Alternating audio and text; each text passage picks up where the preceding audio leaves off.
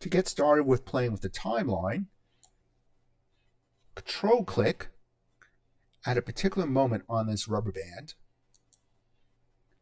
That creates this tab. I'm going to control click elsewhere. And now in between these two tabs, click when you see the arrow with the double arrows going up and down. And that can be dragged up. This is a very abrupt change going from normal time to sped up time and back to normal time again. To ease into the speeding up time and ease out of the speeding up time, just zoom in, roll over the tab, and click on just one part of it and drag it over. You could do the same on the other side. Click on the arrowhead, you can click on the tab, and the tab is actually broken into a left and right side. I'm clicking on the left side and dragging it over. That now creates a ramp. It's so fast to see. Let's do a review. To focus in on this segment of sped up time, starting from here, mark it in, which is the I key, mark it out, which is the O key, and then click on the loop button right here and play this section. Speed up. And they just speed up for a moment of energy burst.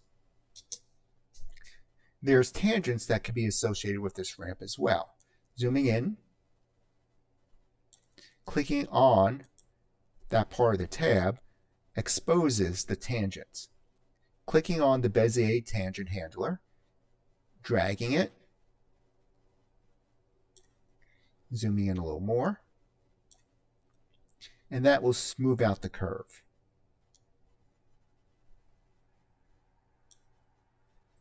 Could do the same thing to the other side. Clicking that tab,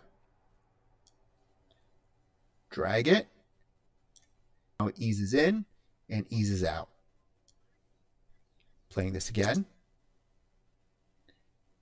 That little burst is just a little more smoother now. And that's why you use tangents along with this ramp to ease the motion if that's your effect.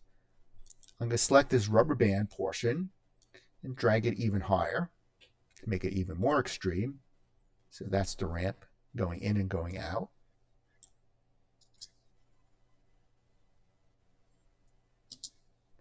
To separate the distance of the ramp, this is part of the ramp that's on the inside.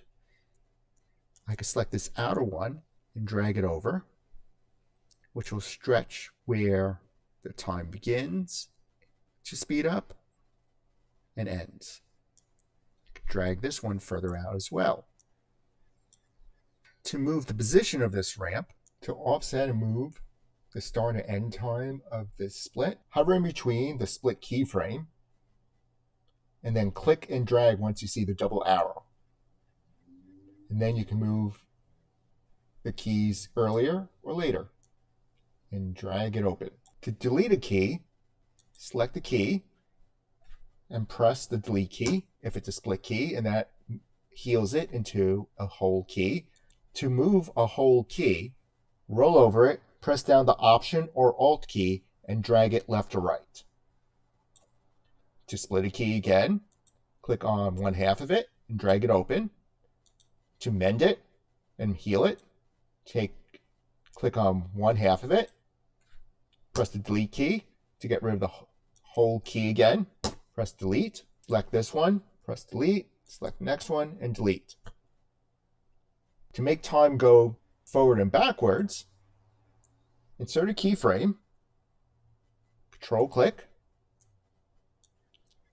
and control click again to insert another keyframe. Then on the keyframe, hold down the control key as you drag. And when you drag to the right, this region will have this arrow showing that it's going backwards in time. I'm going to set my ins and outs here. I for in, and my out over here. And let's preview this. Going forward, they're biking backwards. Told you this is a lesson about going back in time. and then they go forward in time again.